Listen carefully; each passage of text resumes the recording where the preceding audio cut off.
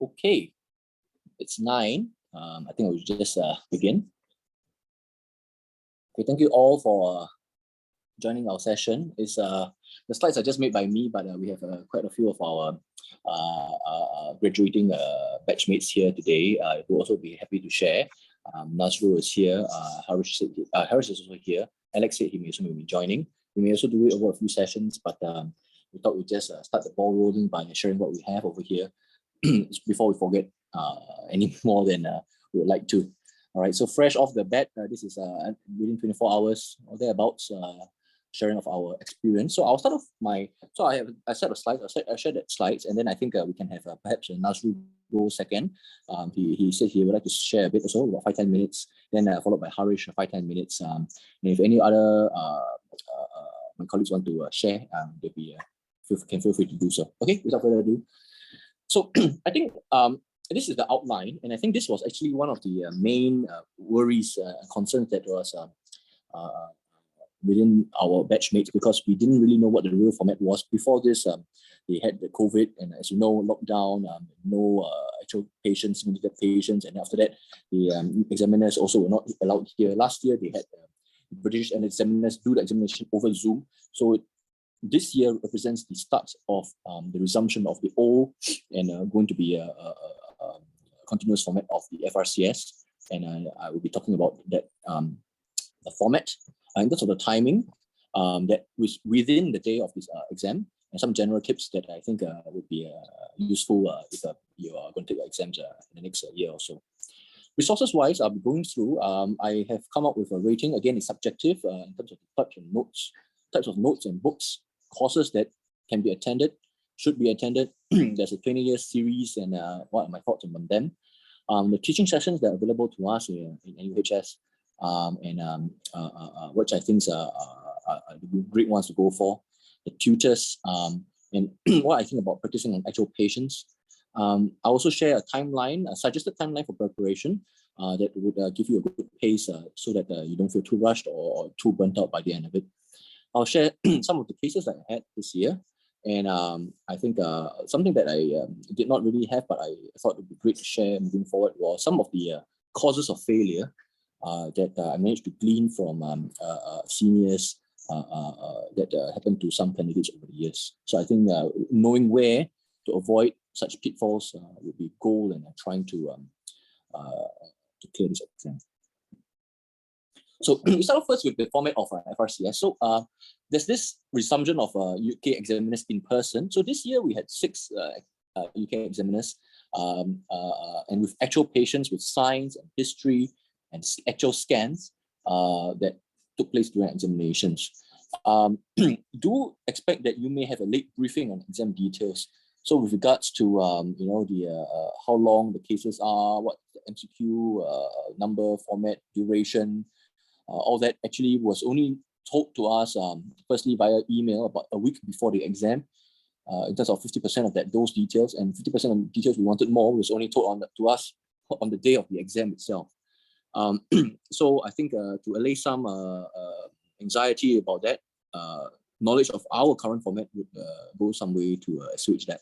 First weekend we had, so it's over 2 weekends. First weekend we had it on Saturday, 120 MCQs over 2 hours and 15 minutes. So that works out to be about just over a minute so per MCQ, which I think you should be just allocating 1 minute, because you do have to write your answers on a separate working sheets. It's a select best of 5, A, B, C, D, E, with no negative marking. So of course you should answer every question. Writing an answer is on a separate piece of paper. So there's using a pen. So there's no need to shade any bubbles or that sort. Now, the questions from the MCQ anecdotally repeats, at least for this time, about 15%. So take that as what you may. I think that given that there's 15%, my advice would be that you should try and nail those 15% by going through the passing MCQs, because probably the rest of your batchmates would be doing that too. So you don't want to lose that 15% for nothing. Moving on, weekend 2 happens on both Saturday and Sunday. So these are where the long, short cases and vivas happen. Long case is over 45 minutes. So this is not really hard and fast. So there's a bell ring every 15 minutes. And what happens is the first, third, second, third. The first third would be where you take the history. And then the second third, again, this is there's a bit of play there depending on examiner. Second part of it would be where you do the examination of the patient, of course, in relation to what the history that you had just taken. And the final third is taken by the other examiner. And by this point, I should mention that there are actually two examiners that examine you for the long case. So the examiner number 2 will now take you through some investigations and of course your management, and they'll quiz you at that point. Throughout the second and third part, where you're doing the physical examination, you also get stopped and quizzed, and so you have to be very used to not having a smooth flow of your physical examination from start to end. And to be able to break your flow and jump to different steps. Let's say if you are doing a spine and they tell you the power, you do the power, then they say, okay, sensor is normal, skip that, reflexes are normal, skip that, what would you do next? Then you do that one, then they say, then if the next following is next is normal. So you should be able to jump in sequence in your mind. Now, in terms of short cases, the bell rings every 5 minutes. So it's estimated to be 6 cases in 30 minutes. So this is a bit of a departure from the older days. The older days, I think about 5 to 10 years ago, where it's everybody, all the patients sitting in a room whereby you go through with the examiners, the 2 examiners, and you should try at that point. The advice at that time, if you read the old accounts, would be to try and clear those. Will be to try and clear 6 cases at the minimum. If not, you will not so-called pass. But right now, because there's a bell ring every 5 minutes, so the examiners actually push you towards the next one. So you should be able to hit 6 cases. Realistically, looking at the batch that took this exam this year, when I spoke to quite a number of them, this ranged from 5 to 7 cases. I myself managed to get 7 case. I didn't do finish the 7 case, but I got 7 halfway through, and I got a diagnosis. So that was at least my experience. In terms of the vivas, so it's divided into 4 types. Hand and peds are together. It's important that we should not overlook this hand and peds because our postings are relatively short on that, and we do have to pay a lot more inordinate amount of attention and preparation in these topics. Elective ortho. So this elective ortho, don't be foxed. This is not just AR or arthroplasty. It encompasses things from for an ankle, peds. It can also be spine, all that, all on the elective ortho. Now, basic science. So basic science is quite self-explanatory, but some of the later stems, when they ask you questions, they can weave in a clinical scenario. So you also do have to be aware that this may happen. And finally, trauma. Trauma, as it speaks for itself, actually spans the entire spectrum, not just our known trauma, not a femur, double neck shaft fractures. It can also encompass spine trauma, foot trauma, all sorts of trauma. Peds trauma also can be there by right. So you have to prepare for that. The vivas is broken down into 30 minutes per station, each of these 4. The 30 minutes, the 2 examiners, they'll take you 15 and 15.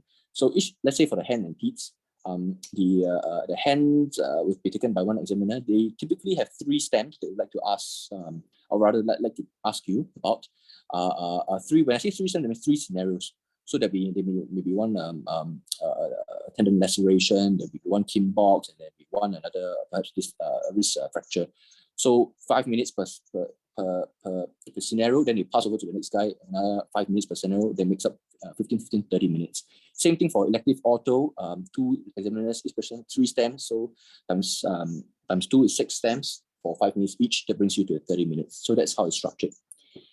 Now, MCQ Venue, this year they had it in such big classrooms. You can see over here. I took it before we had to keep our phones, so at least you can get a glimpse of how it's like.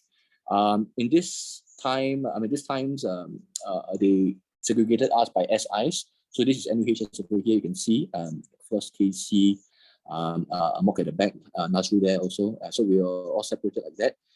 We all were allowed to have some water. So this is unlike OIT, no water.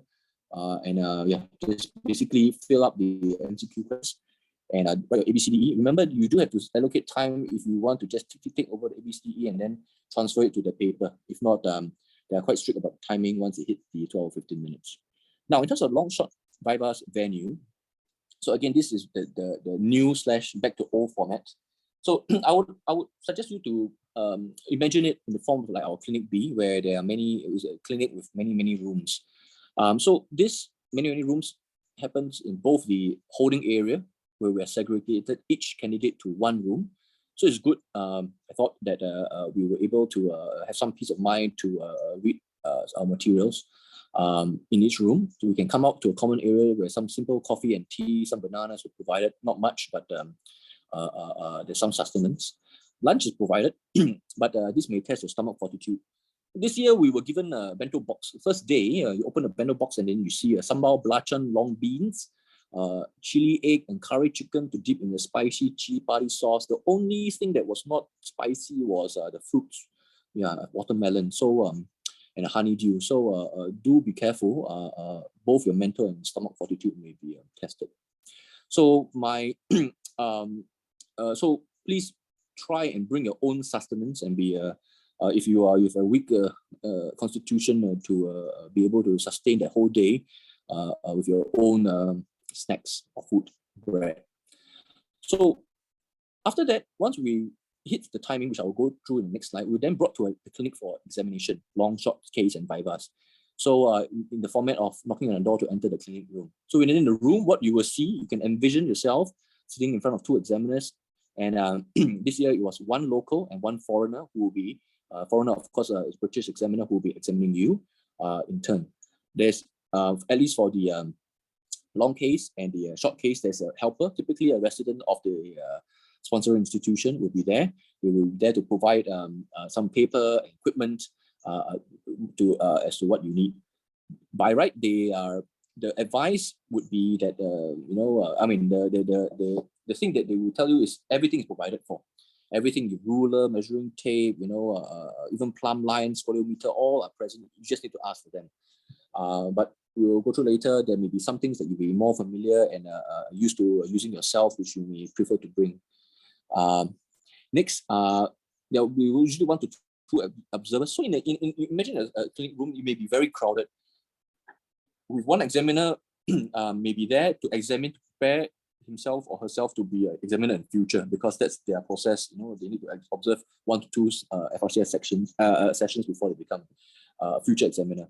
And the other one would be actually a British examiner who's examining your examiner. So a room can be actually quite crowded, but you just need to focus on the 2 examiners in front of you. They will declare themselves who they are at the start of the examination. Unfortunately, they do so usually after the bell has started, and then they will start to introduce themselves. So now, how are the slides shown? So this was a query, at least for mine, for me.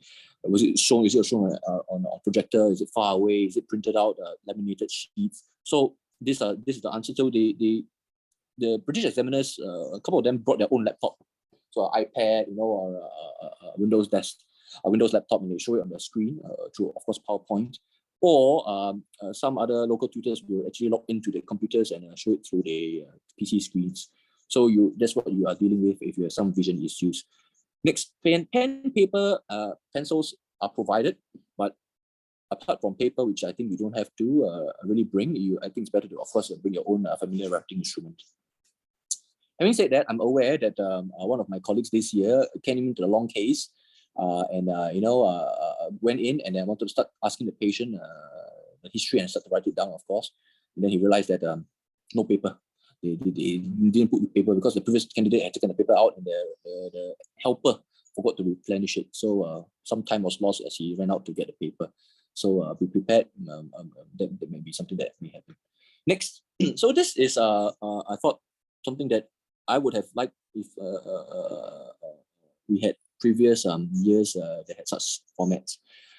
So in this busy slide, I think I just want to draw your attention at least to the top left. So top left, you can see this day 1, which is Saturday. This is, of course, not the MCQ day. So it's Saturday and Sunday, contiguous days.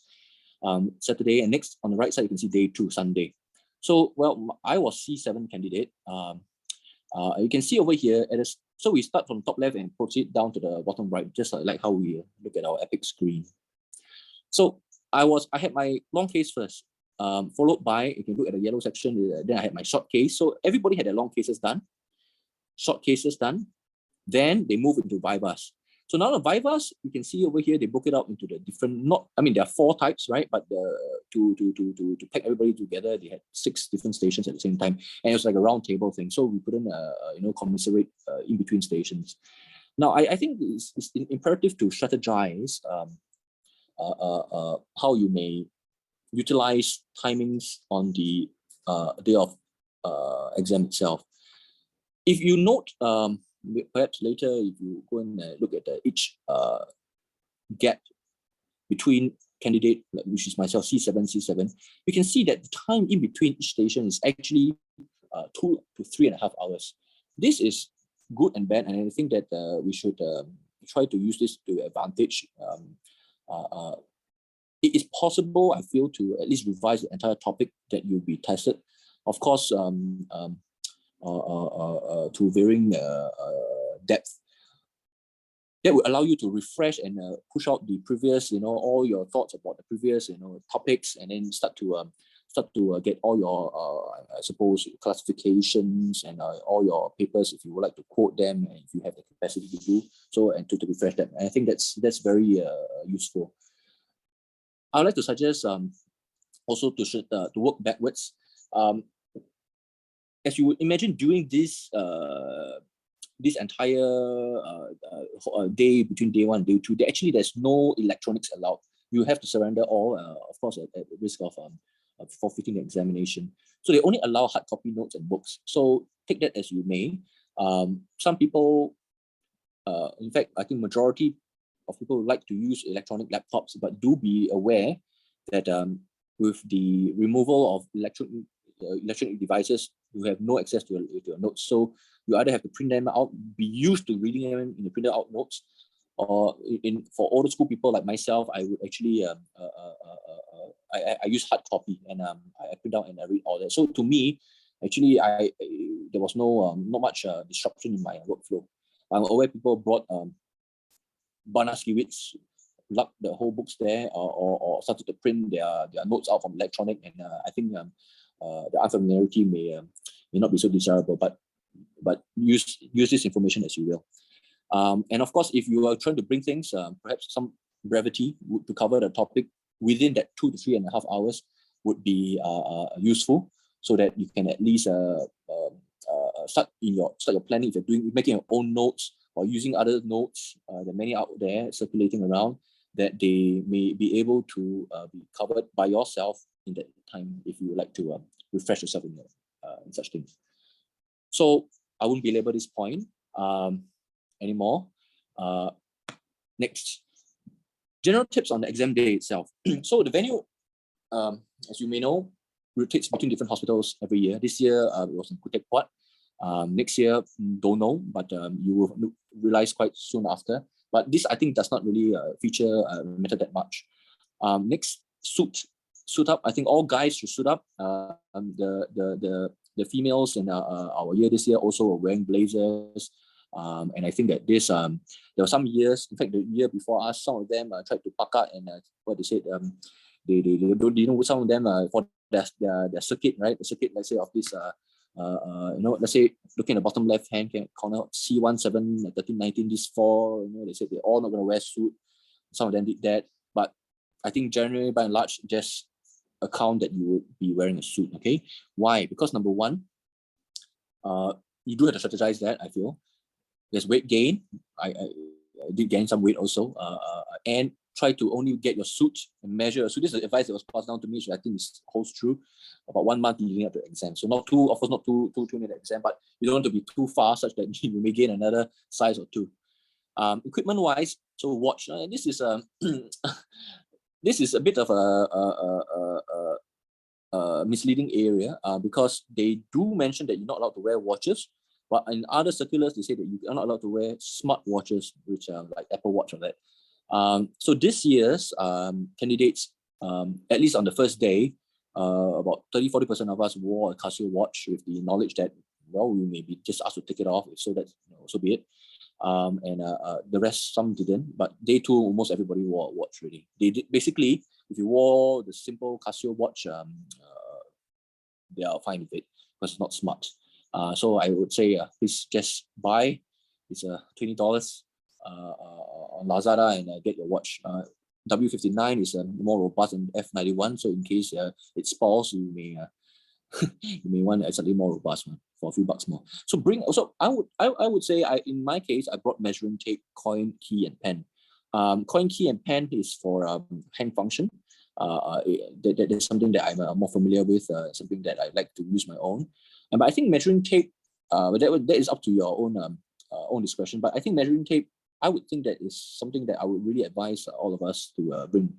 I have seen accounts where they say that they give measuring tape, but it's the tailor type. That means, those long, coiled up plastic types. And imagine in the exam, you're given this thing, and you fumble, it drops on the floor, it's rolling over the floor, it's all uncoiled. You're dealing with this long tape. And B, if they give you those coiled up tape, then you're not sure how much it can stretch, and you're not sure how to press the button to retract it. I think it's better to use your own measuring tape, which you've been practicing over the past few months, and that would be a better way to approach this. Now, food to be sufficient yourself, I mentioned earlier, bring your own snacks, your own favorite coffee, chicken essence and bread, what have you. I did all those, and I thought that was okay. Yeah, so I managed to tie over the curry and chili hurdle that they tried to give us on the first day.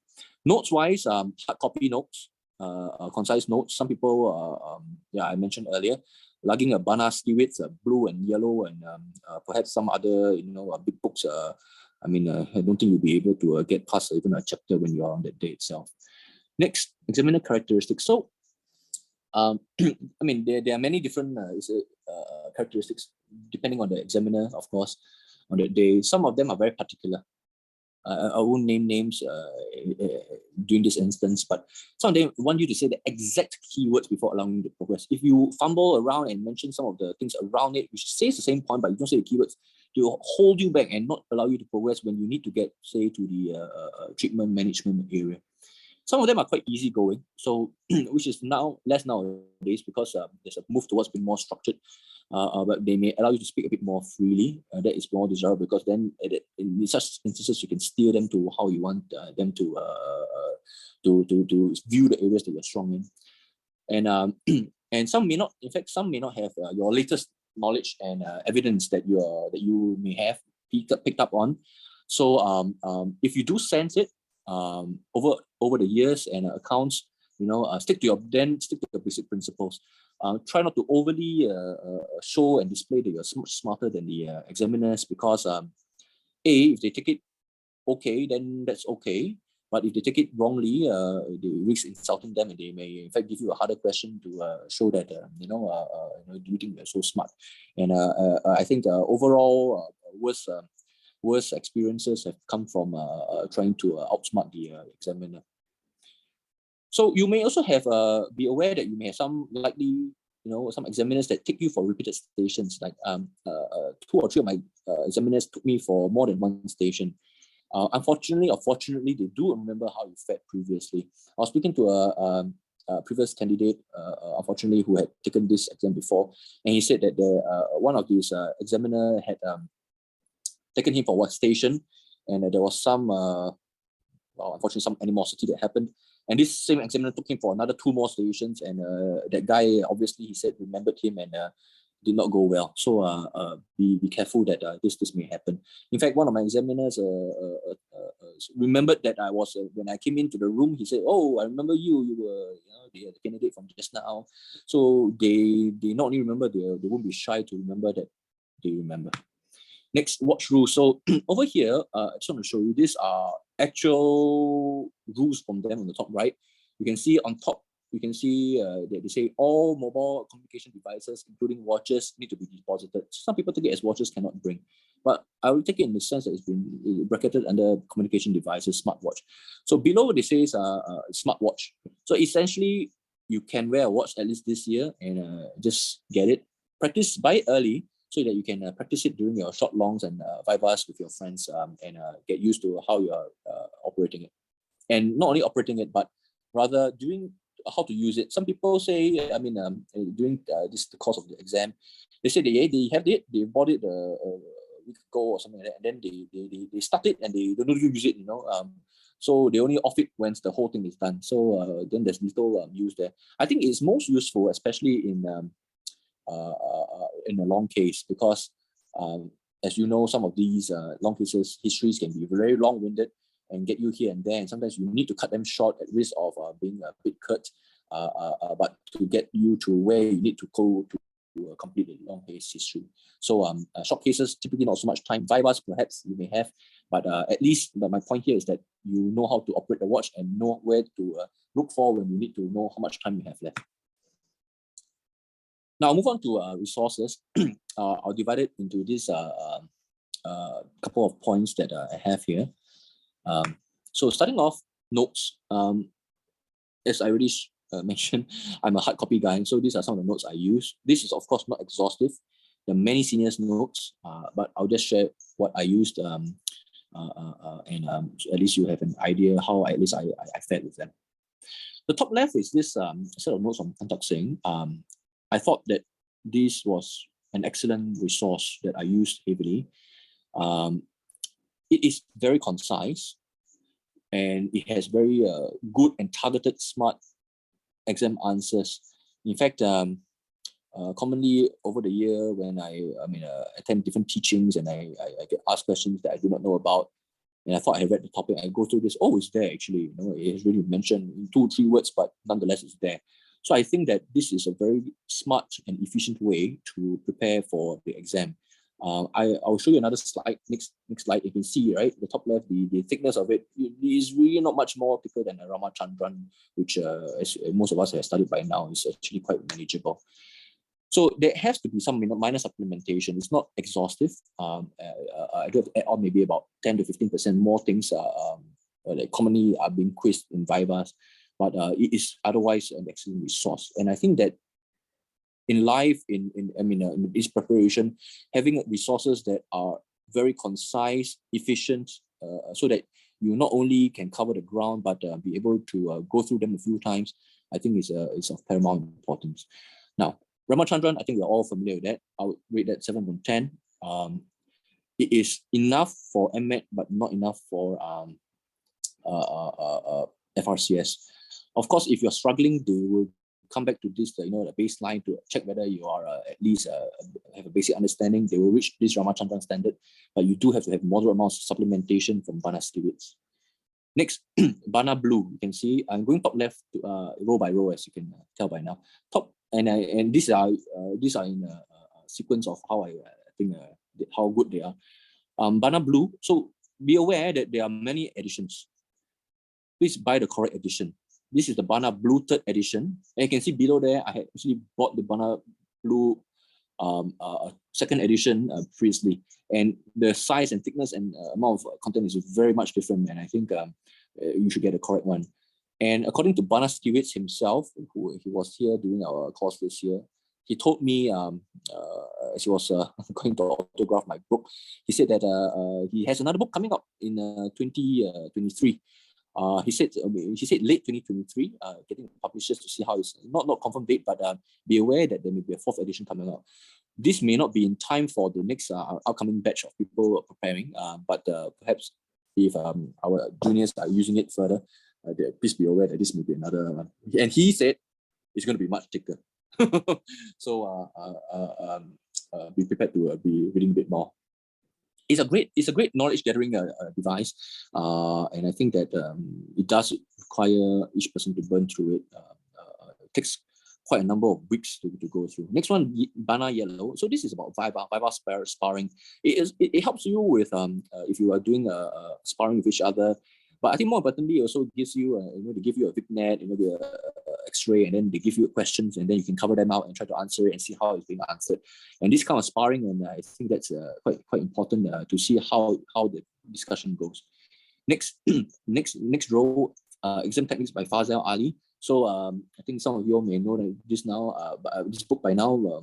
This is a very suggestive images over here by Fazal Ali, who is actually one of the tutors again that came for our prep course. So it tells us physical examination, all the systems. He says that the 2nd edition is actually out already, currently being sold out. He says this was at the time during the course of July 2022.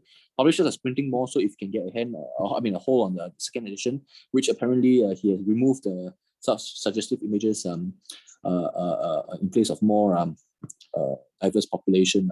Please do get it. I have not read it, of course, but he did waive it during our our prep course, and he said that it's out. Yeah, so do take a look at it. It's quite a good resource. Next, Oxford Viva. So the next two Viva books next to each other. I've seen people mention it. Barna Skiwitz also does like a little book review and all this.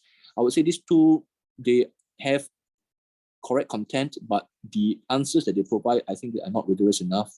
It's good enough for a breeze through, but and they're quite bite-sized, but do not mistake that this is the standard that they are expected. Next, postgraduate MCQs and EMQs. I think this one by this Kesavan is actually a great good practice and answers for us. Please go and do it. I printed over here the Australian Joint Registry. You may choose the UK National Joint Registry. There are pros and cons of each. But for lack of going to further detail, I think Australian Joint Registry was the one that I used, and I thought that it's more structured. So I learned it. Next, so there's this. If you Google, there are quite a number of resources out there. One of them called Ortho, Orthopedics of UK. There's this 5-hour book and the MCQ book. It costs about $60 or $80. Some good practice over there. You can do it. The level of answers is moderate to good, and I think you can just go through that. Below that, you can see this fan of notes. Chintat notes. I actually printed it. Don't ask how much it costs. It costs a good, a pretty penny. I did not give a score over here. It's of course the Bible, the tome that we all know. I do think it's a lot. Personally, I did go through it over the years, but I felt it was quite an insurmountable task to go through it. At least multiple times during the exam. So at least for me, I felt that more efficient notes suited me better. Not shown over here, of course, are auto bullets, which we all have been using over the years. Interestingly, if you see accounts and anecdotal records, that examiners typically, in the past, when they said examiners should not be testing questions or topics within their own subspect, they typically, just before testing you, apparently they do refer to auto bullets, and answers that are given should be not too far from there, or not too avant-garde. But having said that, this year's experience has been largely, in fact, the majority of cases and topics were taken by the examiners of the same subspecialty. So do be aware that just auto bullets knowledge may not be so relevant in this case. This is an image showing the site profile. You can see the thickness of all the books. Do pace yourselves, because depending on the size content of these books, they do take quite a while to go through. Now, on to courses to attend. Okay, so the number of courses, again, you can Google, and it's all out there. Some of them, there are at least compulsory / you should go for. And some of them are what we found a bit new. We just Googled and found it, and I thought that I'll just share some of my thoughts on it. So starting at the top, you can see this is the top left image. This is Rishi. Dr. Rishi is a UK guy. He's got Let's Talk Dr. Rishi. I'll rate him 9 upon 10. He was an excellent resource in terms of answering vivas, and by extension, knowing how to tackle them. And I think the real value he had was giving really good, concise, confident answers, and trying to learn the way that he actually answered these questions. Gave me a very good framework and structure to tackle quite a number of topics. So I would say he does. You check out his website. He does quite a number of them. It's not so cheap, but I would say perhaps taking a step back this year, exiting year, all these courses are going to burn up all your PTF, your training fund. But my philosophy is spend what you need to give you the best chance to pass, so that you don't have to do it again. Just as a reference, perhaps for now and future, this year's FRCS course took us $11,300 over dollars just to register for the FRCS actual exam itself. So as we know, the MOH only covers us the first time, so you do not want to. I mean, any cost would be much lower than taking it again. All right. Okay. Next, I'll move on. Miller's course. So this is was previously known as Miller's course. 2 years ago, they renamed themselves as OCORC. So the same thing. So do go for it. It's one of the most, one of the hallmark courses that we do have to go for, or at least advised to go for. I'll rate it 8 out of 10. Should go for. There's good content. They do give you some practice, but not. But there's a lot of still quite a lot of didactic teaching, and I like to have more sparring if possible from this course, but still, of course, do go for it. Next, Hong Kong Basic Science course. So over here you can see this one is the one that we attended this year, 2022. Be aware that this is typically the Hong Kong guys are very structured. They typically have it around this time. So with the resumption of our exams, as you know, this year was in September, just yesterday. On the 11th of September 2022, and last year was in November, and we bearing in mind that the old exam was in May every year, and there's a shift to go back towards the May timeline, that this August may or may not fall within your time if you're taking exam versus your senior batch. So be aware and try to attend that. I think it is good. In their basic science and anatomy course, really, if we do not go there, because right now it's again still traveling, still advisory, we only get to attend the basic science course. It's just slightly cheaper, but we do not get to see their cadavers. They said privacy and patient rights and all that. It gives a very good, there's some didactic, but I think the real value is that they do give us a practice sparring sessions with their Hong Kong examiners, which and we also get to see the standard of the Hong Kong candidates. And the standard of Hong Kong candidates are actually very good. So do take cue and see how they answer the questions. And I think that's a way to learn from them too. Similarly, as we attend their Hong Kong basic science course, they also...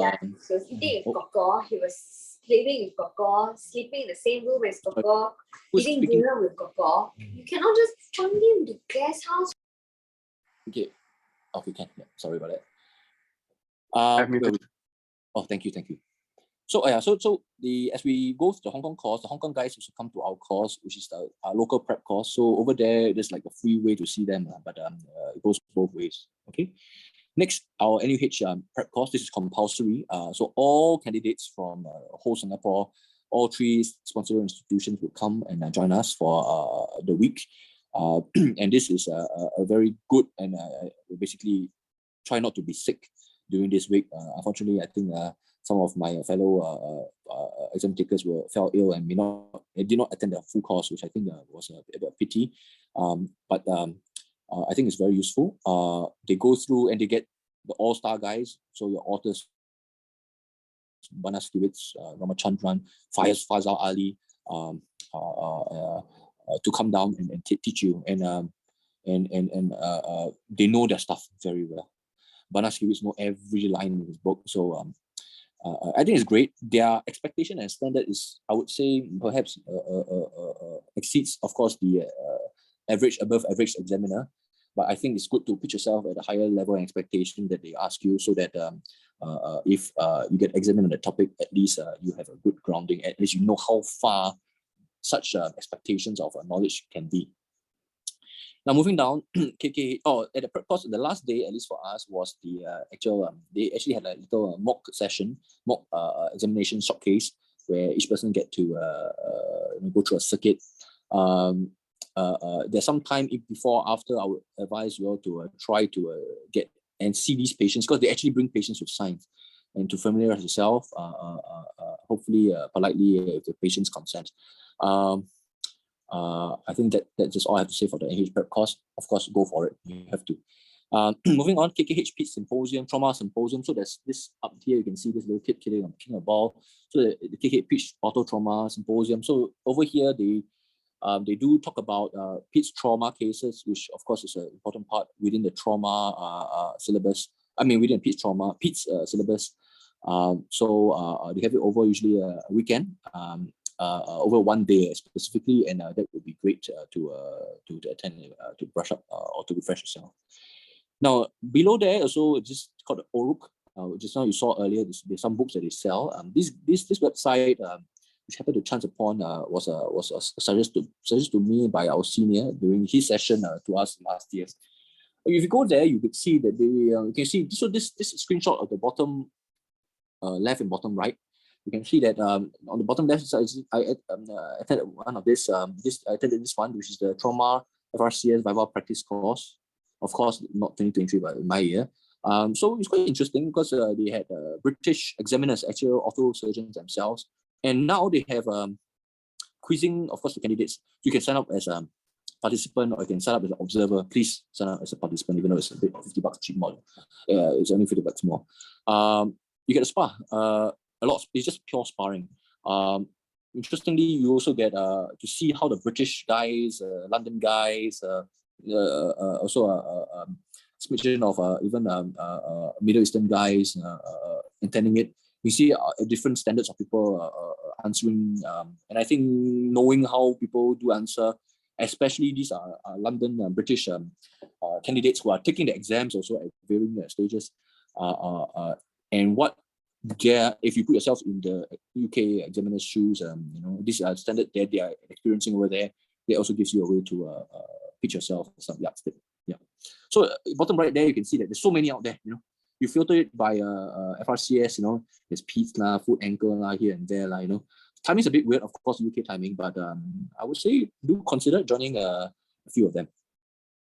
Next, TYS. So TYS, over here there is senior accounts of 20-year series, not 10-year series. As local students, of course, we know the importance of going through the 10-year series. And this rule, I think, still holds. Do find your seniors. Everyone does have folders on Google Drives or Dropboxes to send it to you. I'll go through the different types, and I think what the high yield point of it is. All of them are useful. I think the most useful would come in the form of long cases. When I say high yield, it's not just the topics, which over here I'll just say first 10 upon 10. There's a limited scope of topics, thankfully, hopefully it remains the same, of FRCS long cases that come up. And you'll be surprised that actually it's a relatively short list, encompassing quite a good number of spine, hips, knees that you need to find out and answer. So in fact, you can actually condense the entire syllabus in terms of long case, how you prepare for it, into, I would say, less than a few dozen topics. And that's very important in terms of studying and preparing smart. Do read the accounts. There are many accounts out there over the years that they give a pros of how it's like in their hot seat. I'm just going to bring up two so that we don't get surprised. So the first one I would say is sudden surprises, sudden twists in the patient history. In fact, this year there's at least 3, if not 4, of my colleagues who had sudden surprises and twists. Example number 1, knee pain history. They say come in, what's the pain? Come in, all biographic data, you got it. Then they say, knee pain. Is there any other pain? Say, no, knee pain. Then you just take a whole history of knee pain. You feel all the way good about yourself. Everything covered. Then on the 14th minute, you say, okay, so how is it? So where you having an operation treatment? Then I say, I'm having a treatment operation next week, and where is it? They point at the hip. So then you get a pants drop, and you start to panic and try to squeeze in the last minute, because you're looking at your watch. Oh dear, before the bell rings. So that's one. This is called, I'll call it the sudden surprise and twist. Another like a scenario similar, spine history is I got back pain, and everything you talk about. And then after that, history already done already. Then they say, okay, let's move on to the next 15 minutes examination. Examination, one particular account you read, they say, they flex the hip, check the power, and they say, my pain is in the anterior groin. Wow, so painful. Then they say, then the examiner say, yes, what do you think about this? So then he realized at that point it's a hip pathology long case. Again, trying to recover that point is not something to be enviable about. I think I think one way to go around this, I would say, is to firstly anticipate that there may be sudden surprises and twists, and to be aware that you may need to suddenly, as my buddy would say, change gear. Be ready to change gear and tackle this sudden change, and don't think that the entire case is buang or gone. Another way I think that could be maybe you may consider how you tackle this is to, within your history, at least earlier on, ask about what treatment they have had, but also they are about to have or have been suggested to have. Then such operation is going to happen at my hip. We don't get it at the 14th minute, but rather maybe at the 8th, 9th minute, and I think that's a way to go around it. Next, non-English speaking patient. Don't think that only English best speaking patients will be available at your examination. This time, in this examination, my non-English speaking colleagues, both, or actually not both, I won't say how many, more than both, actually had Chinese speaking patients. Of course, then they had difficulty for, they had to have some translator, but of course that would greatly crimp your entire exam history taking timing and duration and number of questions you can ask by at least half. Of course, even let's say Chinese speaking patients, some of my colleagues also had, and they said that Chinese was so weak, they also find it they can't really take a proper history, how to ask what's rheumatoid arthritis in Chinese, and they said they try to ask the Chinese guy, try to ask the examiner or the observer to translate Chinese. They say everybody's struggling. So again, be aware during a practice. Also practice taking non-English Chinese type of history. Yeah. Okay. So the last thing is translator issues, and the last one is both examiners. There's one. I mean, actually not more. It's more than one candidate that told me that they took the history because the patient speaks Chinese, he speaks Chinese, so he speaks Chinese. But both the UK examiner, of course, does not speak Chinese, and his local examiner is non-Chinese. So both the examiners could not understand what they've been taking the history for the last 15 minutes. Only in the last 1-2 minutes when they need to present, then that's basically the only time they get to tell what they have been taking. So you have to be aware that even so, just to delve into it just slightly, he said that I took this history and I presented like that, and then the examiner says, so did you ask about the functional, about this thing, that thing? They say, yes, I did in the history earlier, but they obviously did not know because they did not understand. Okay, I won't belabor this, and moving on. Short cases, I would say it's high yield, 9 upon 10. Uncommon cases come out frequently. So I would say that imagine if you are an examiner, put yourselves in the shoes of someone who is setting the exam. You want to bring back patients who are not overtly painful, who are stable, who have things that are conditions that do not change much over time. What comes to mind immediately, things like fibular hemimelia. It's a great way, litmus test to test candidates.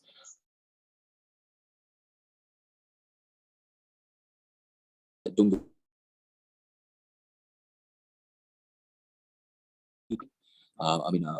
what comes to mind, the account, you read many actually. You say, wow, you see a patient's leg, so many scars here and there. I don't know what's going on, at the front, back, foot, here, there. Then they start to panic. Where is and the stem that was given was examine this patient's lower limb, and where do I start? I do hip, knee, foot, ankle. Actually, I would say that if we do go through the TYS this and look at the foot missing tools, start to suspect fibular hemimelia, you should be expecting that things are surgically corrected, and for what reason? Typically, is correcting deformity, lengthening procedures, and all that, or polytrauma. So do not be, I would say, so these cases, while uncommon, do come up commonly. Go through those short cases and their accounts. So during your short cases, I would say beyond practicing the full steps which you can get from Faisal Ali's book, I think we should be cognizant that there may be condition-specific physical examinations, such as fibular hemimelia. they will say, look and proceed, what do you see over here? Then you just go straight to the entire thing, looking at all the associated conditions. Cruise, right? I mean, congenital radial anastomosis, polio, drop foot. Polio drop foot come out so many times, came out again my time. Achondroplasia, CP, patient has a look at the gait, patient in a wheelchair, it doesn't, you can't do any so-called specific region specific examination. You have to prepare for condition specific. Next, Vivas, I think it's high yield. You get to see how people spar and relieve it. MCQs, I would say there's quite a number floating around from people calling them. To my mind, it repeats 15%, but you should try and nail these because they do come out and you don't want to give up this precious 15%.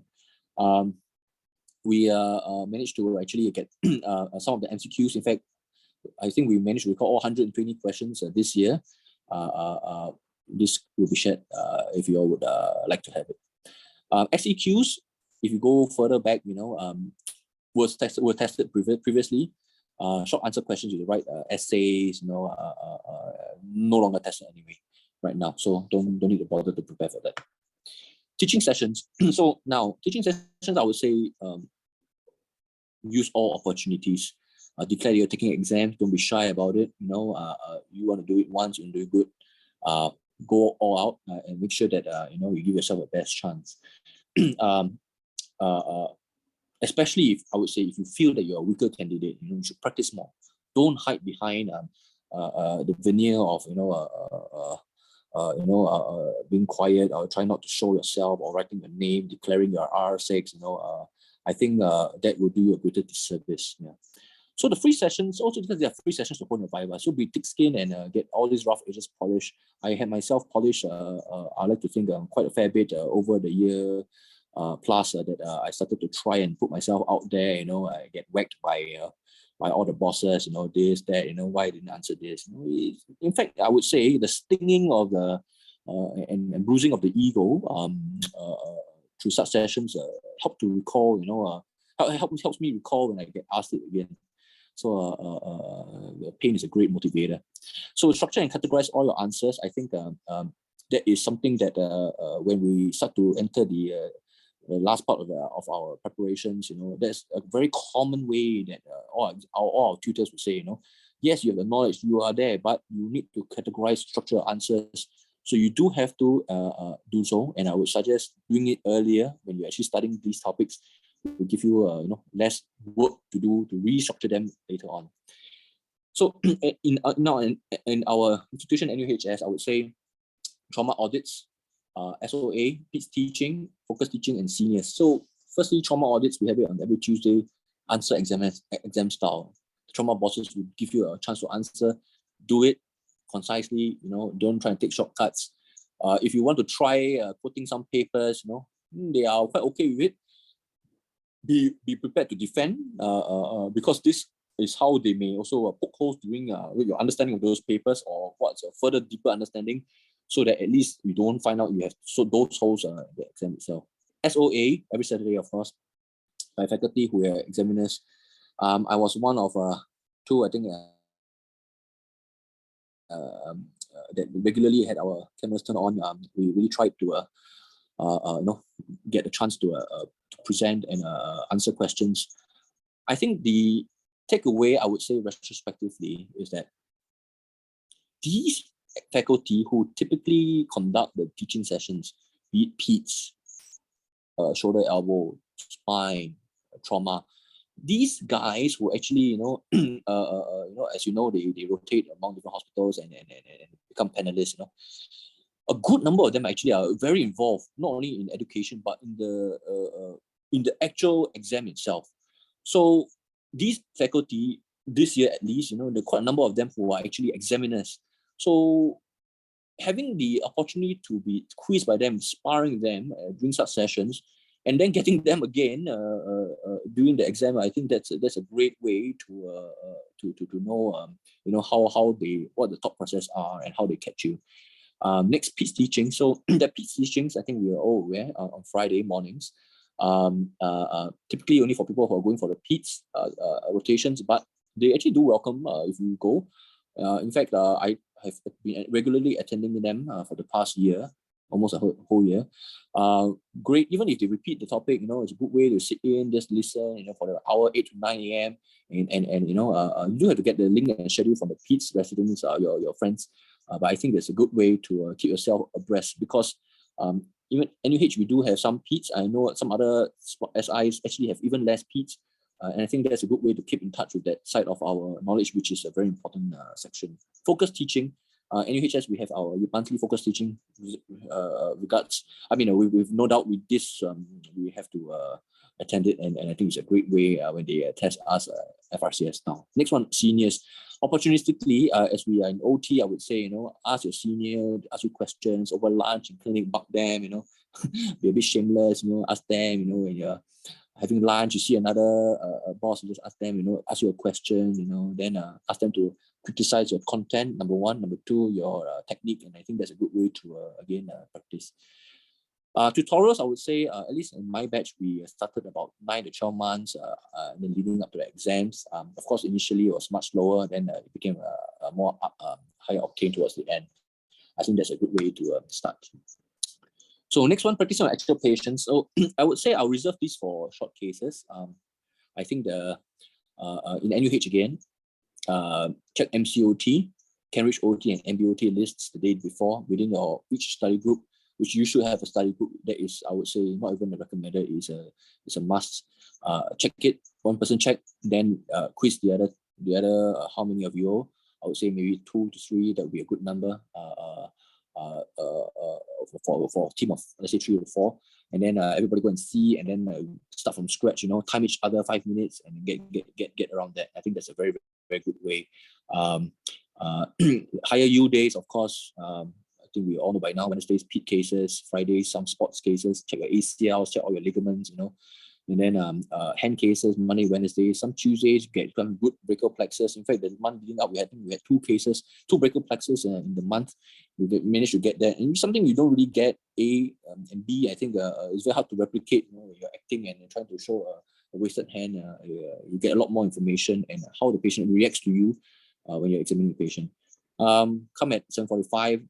I find that my group can see about 4 patients before they go into OT. So, use that information as fits you. I would say get the signs, of course. Everybody should get that. But something I realized that it's very easy to miss scars, especially those very scars that are within the folds of the skin, like ACDF. It's in a crease. You look very closely. It's very commonly missed. Okay. And so look out for associated conditions. So apart, of course, go through all your short cases, but typically, pes cavers, don't miss the spinal diaphragm. That's the thing that will fail you. Missing toes, straight away, top differential fibular hemimelia. All right. Now, lung cases, I think in my experience, there's limited value. I found that my group found that we asked each other some questions, simulating patients. It was okay. I think hindsight is still okay. We can practice each other. Do practice using Chinese so that you have that experience, and speak slower, like a patient would. So don't anticipate your friends. If not, you breeze through the whole history, which will not be the case in reality. Next, timeline for preparation. So this is what I think worked for me. Work backwards, and I say backwards. I would say start from R4. When I say R4, not study from R4, but I would say or start saving a leave from R4 will allow you to max out your annual carryover leave by the time you reach R6. Of course, we're aware of the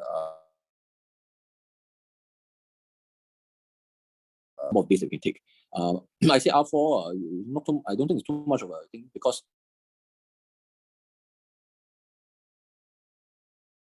where do you take it from? If you take it the entire bulk from R5, then you have a huge gap.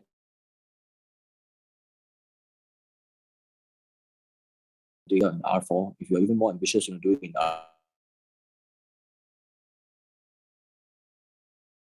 R3 to start to max. Now, I think 9 months seem to be a safe pace, at least for myself. From a study group, as I said, I think you need to spar and practice with each other.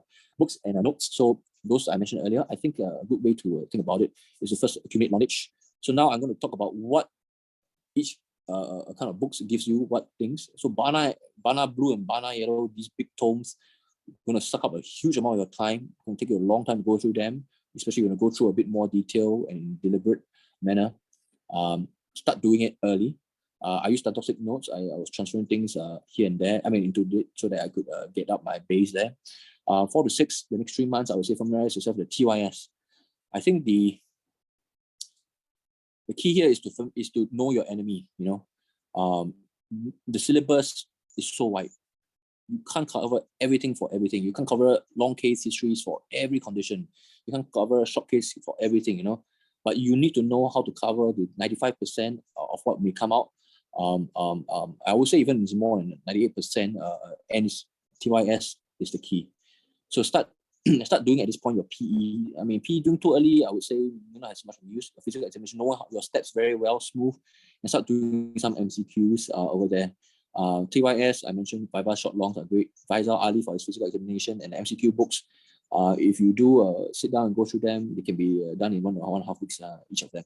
7 to 9 is time to crunch time. So again, the TYS, which we've been starting to doing for the 3 months before, so about 6 months. Keep practicing them using a short case. Long case first. Go through all the different case vignettes. Don't tell each other, of course, what you have. The person who's preparing, not only had prepared the history, but also prepare like X-rays, MRIs, so that after the history, you can move on. Say, okay, you've done the history. Now time to do physical examination on that history you've taken. Then now you've done it. What kind of investigation that you can show it? So that's a great way to bring and simulate the entire examination. Or of course, do other things. Try taking history in Chinese, and I think the last thing is try even the unexpected scenarios. Or 40 minutes, you give that guy a very good knee history. Then 40-minute mark, you say, okay, I have going for operation on my hip next, and give each other this kind of stress scenario because you don't try that in the actual exam itself. Short cases, okay, I mentioned that. Vivas, use TYS.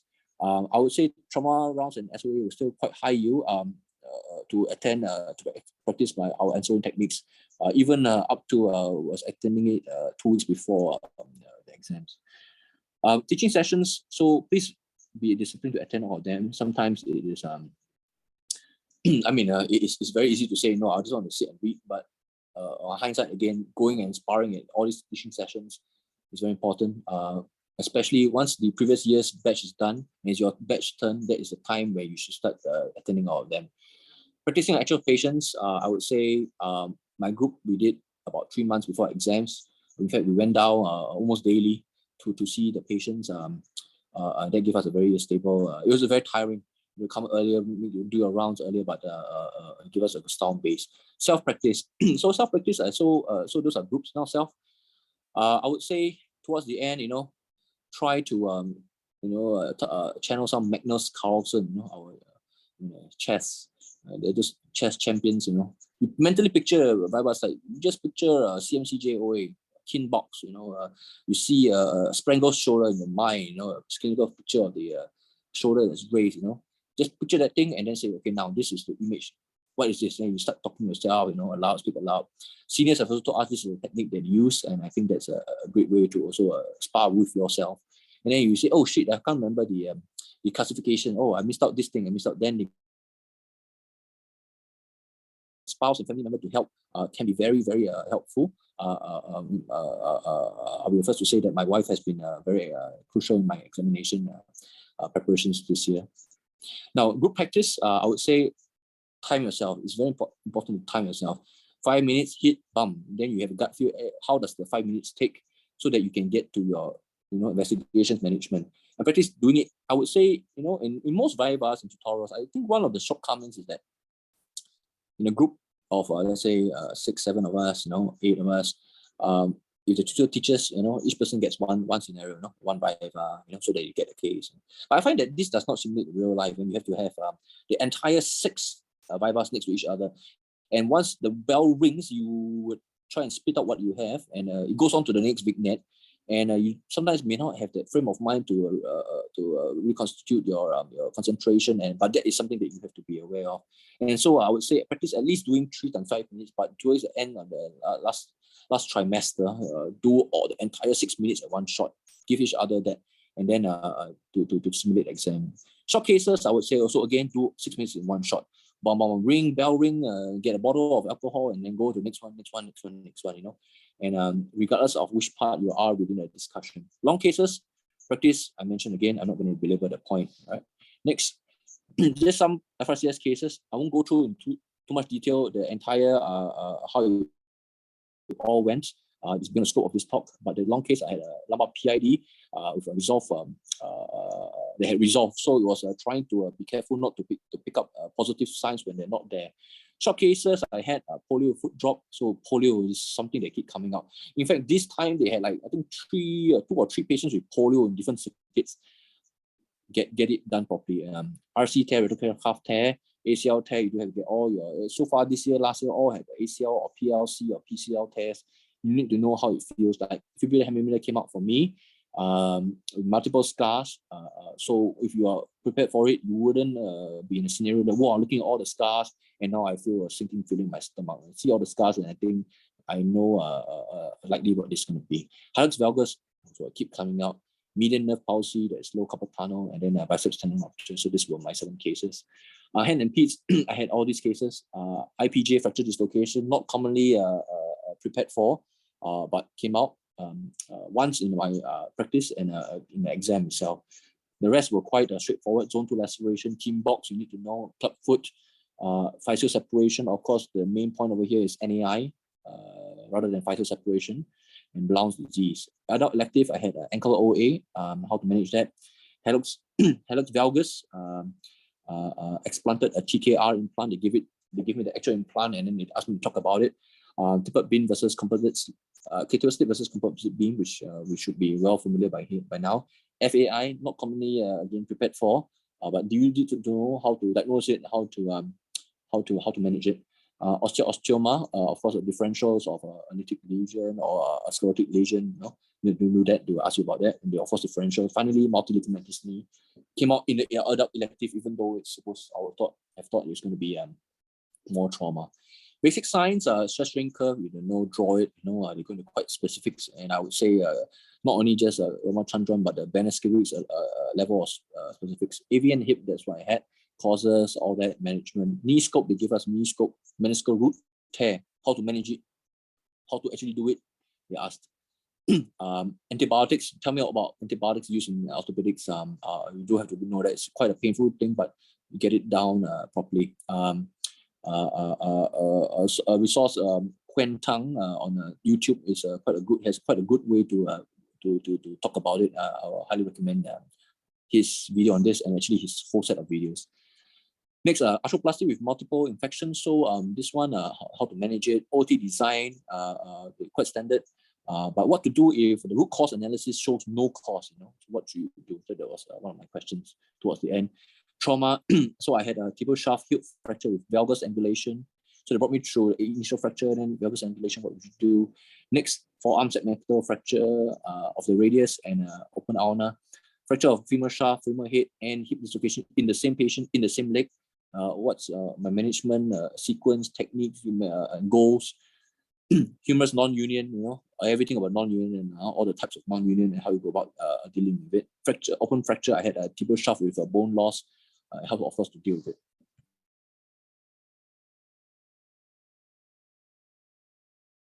Of my sharing today, before I hand over the time to some of my colleagues to talk. I think Alex is also here, I noticed, so I think there will be Nasru, Harish, and Alex to talk. Now, so causes of failure, I think this is something that a bit taboo. We have all separately tried to glean from each other, from seniors. I thought I would just address the elephant in the room so that because ultimately this is what we all hope to avoid, and I sincerely hope that we all do not end up getting at least in one of these things that has been known before to cause a failure. So over the years, the all-cause mortality actually happens at long and short cases. surprisingly, while you do we all do a lot of vivas, apparently that's not where people get killed at. And if you think about it, your long case discussion and your short cases after you get through the initial part also is a lot of viva. So, but beyond just viva, they all have their own specific things that you have to go through, long and shorts. And I think that do not underestimate the importance of these two. So you really have to put in at least a commensurate amount of time and effort. Now MCQs, people say typically all pass, yeah, but freak accidents have been known with patients. When candidates fail the MCQs, so don't just think it's all pass.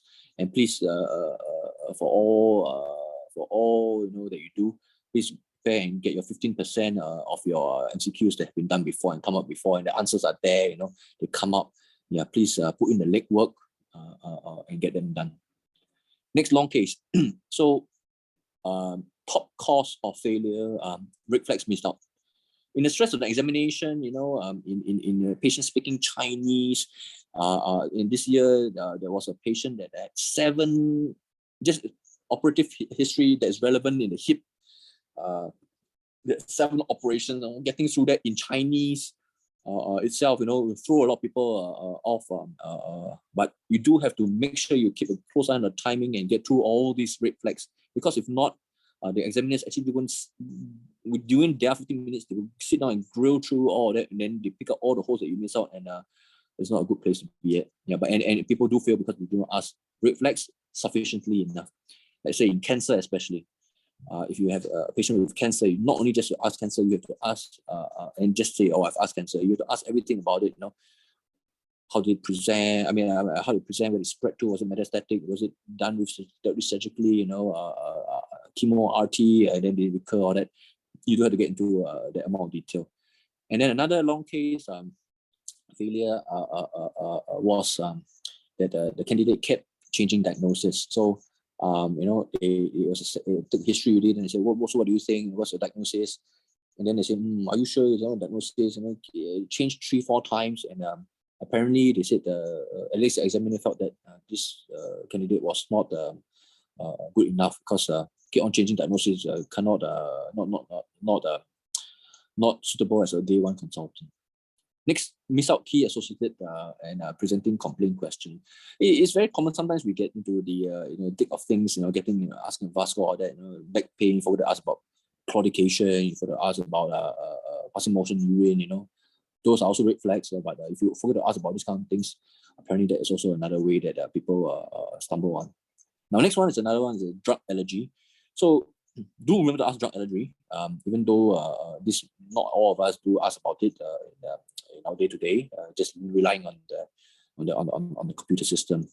So one case, the patient actually had NSAID allergy. Then they asked what's the management. Then of course the guy said non-operative, pain, they give analgesias. What analgesia give NSAIDs? Then after, but actually the patient had NSAID allergy. I can't remember whether this candidate had asked the NSAIDs, but then forgot and said, I'll give NSAIDs. Or then, or forgot even ask it all. And so of course that was a big thing to the examiners. Now in terms of short case, making up signs and missing signs, I think this is quite intuitive. So do put in the legwork and do see your cases in your own respective institutions. In NUH, we do have the entire thing in our in the hospital, including PEDS, and I think that's something we're very thankful for. Vivas wise, I think actually, to be honest, I think we are guided along by the examiners, and prompted. So it's more a knowledge issue if they ask you and kind of this, you do have to put in the language.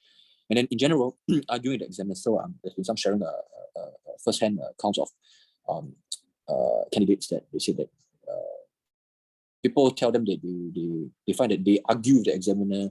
They don't agree with the examiner's knowledge not up to date. There's more recent evidence in the last 2 years, in the last 1 year. So they say no, and then rolling eyes at the examiner. You may think this has not happened, but actually it does. And of course, the examiner won't be too happy, right? Then last thing is what's your plan?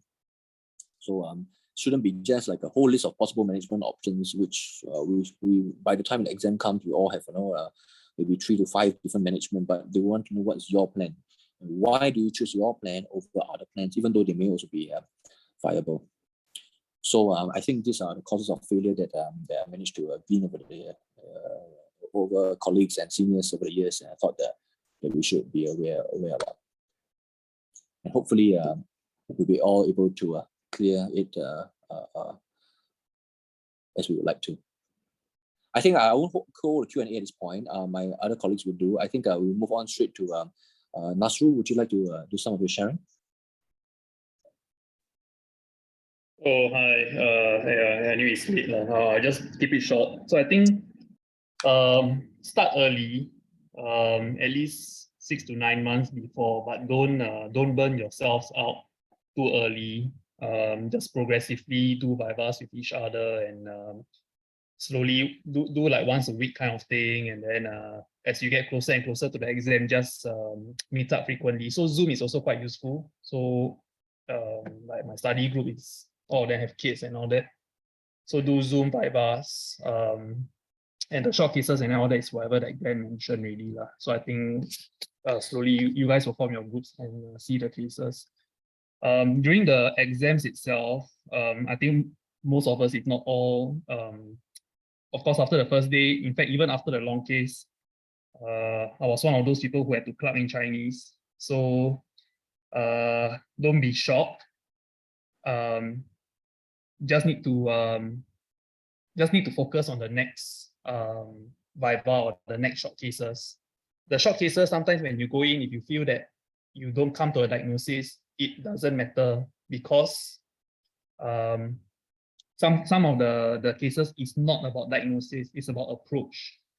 And for the vivas, don't expect and think that your adult elective is going to be a variety of adult elective cases. For me, it was all hip and knee. So, and again, the hip and knee questions were all like advanced AR questions that you have never seen before. At least I have never seen them before. But again, the marking is not based on you reaching a diagnosis. It's based on you having a safe approach. So don't come out from the long case or short case or vivas thinking that you didn't reach the diagnosis. Sometimes actually that's not the point of it. So don't feel too upset about it. And really the most important is to just forget about the previous long case or short case and then just move on to the next one. Anyway, if you guys have any questions and all that, just feel free to text us.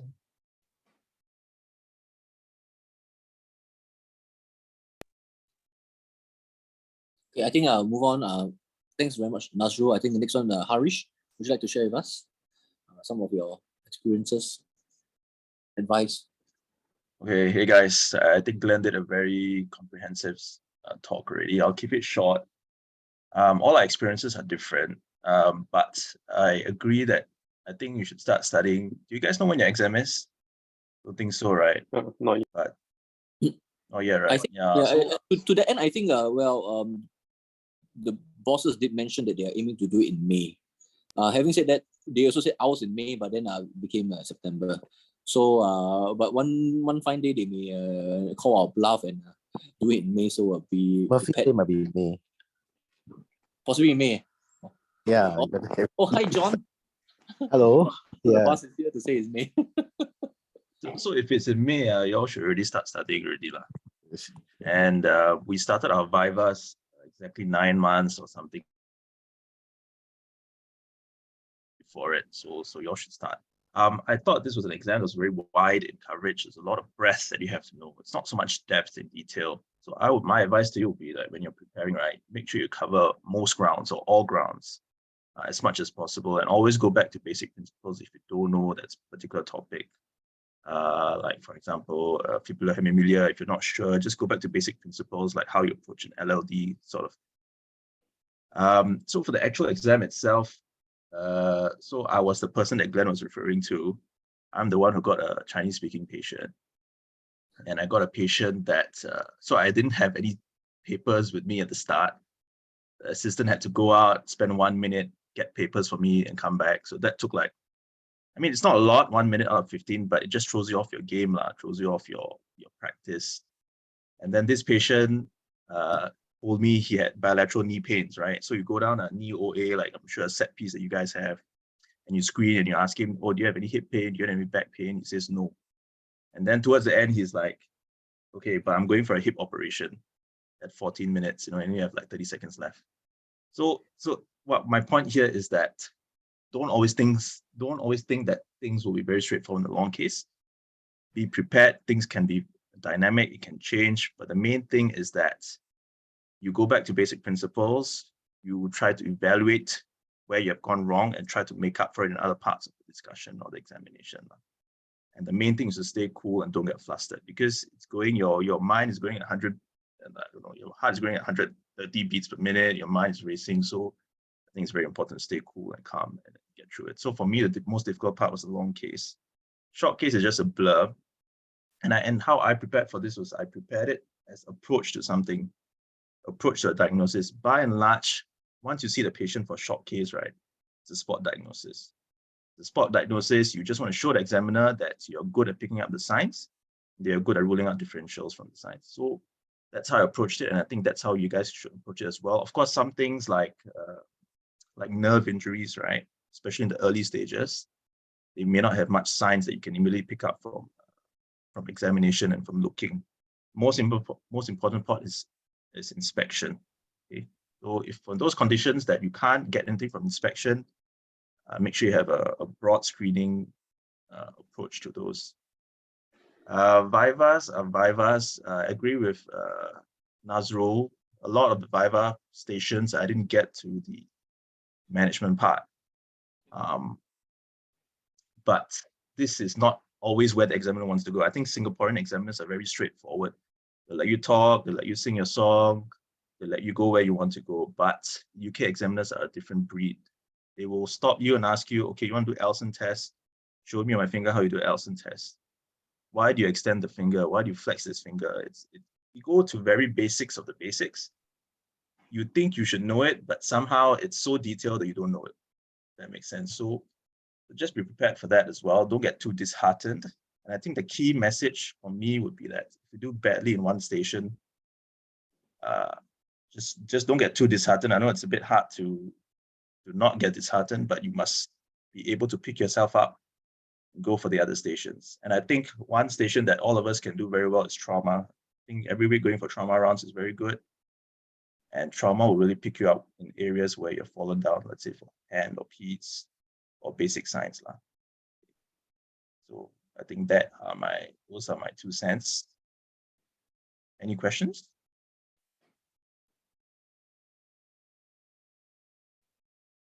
Okay, I think let's have Alex. Shall we, Alex, go next? Oh, I see Mok here, so maybe let's have Mok also after that.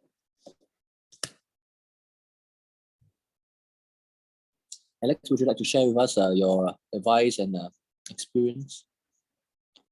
No, I think it's okay. I mean, it's quite late already, and I think you've done a really good job at collating everything. So thanks very much. I think you'll all get our written experiences in due course. I mean, I think for a lot of y'all, it feels too far away, so it hasn't really sunk in yet.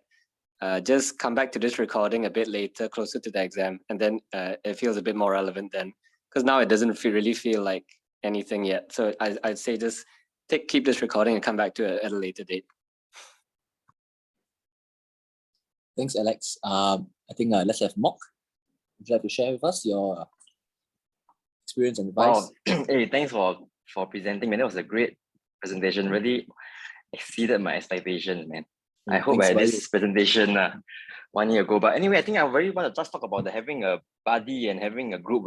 For example, me, Harish, Glenn, and Sarah, we were doing Viva sessions through Zoom, and Zoom is really a blessing in disguise. Without this COVID, we never thought of Zoom. And we have after each session we take a picture, and we have like 21 sessions, almost weekly Zooms on Sunday evening at 9 p.m.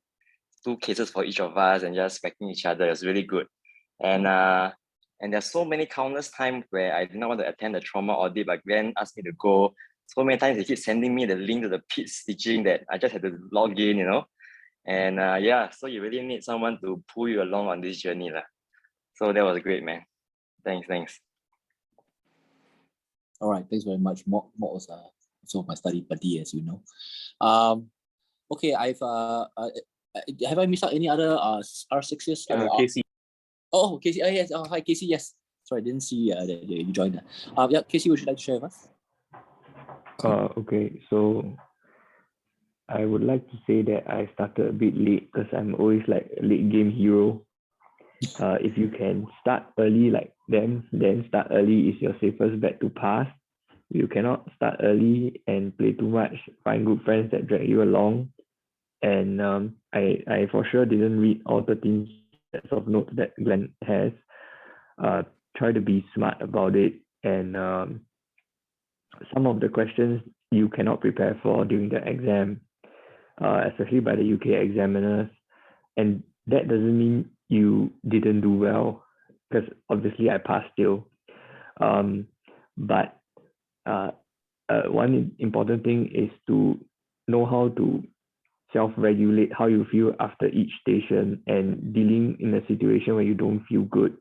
Because I can tell you after every Viva, after every session, people will come back to the area and then they will start complaining to each other about they think they failed the exam, and most people pass. Yeah. So I think that is very important to keep in mind, but I'm not sure how to train that. If you fail more early, you will get good at it, but hopefully you start studying now and get scared. Thank you. All right. Okay, I think that's all my buddies that took the exams this year. Yep. So I thought it was the best. I know some of our exiting residents, juniors couldn't attend their other overseas, or they have other family issues.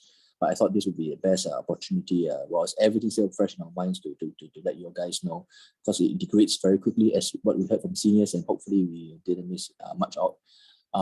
I had so much adrenaline. I was doing these slides up to 3:20 a.m. This morning. But I hope that this would give you all a bit better and set you all in better state for your exams as you prepare in the year to come, or whenever you can watch this. And it gives you some structure, some idea how it's like, without so much uncertainty and anxiousness that some of us may have had. I think one thing that I think we didn't say earlier was also, if there was opportunity by some chance that the exam is being held by our institution, be it NUHS or Ting Fong, in the years to come, and if there is a chance for some of us to participate and be helper as the observer during the exam, to press the alcohol swab, press the alcohol squirt out, or get paper for people. I think that would be a great way to at least get a glimpse of the setting, the atmosphere, and how it's like. So I would encourage if there was an opportunity like that, to please go for it. Yeah. Now I think we have quite a number of our juniors here. Would you all like to ask us any questions? We'll try to answer to the best of our ability and memory. I think we'll ask you in person, I guess. Just like to congratulate everyone once again. Thank you very much. And I think, John, thanks for joining us. John, can you just help us give some closing wisdom and wishes for our future batches? Oh, John is here. Yeah. I think you covered everything. I think just think about it in the long run, and start preparing early, Yeah. All right. Okay, guys, I think it's quite late. I think thank you all for coming again. We'll try to compact this up into a video and slides I will also share with you all. All right. Okay, Ken. Thank you very much. Good night, everybody. Hey, thanks, God. Thank you. Thanks all. Thanks.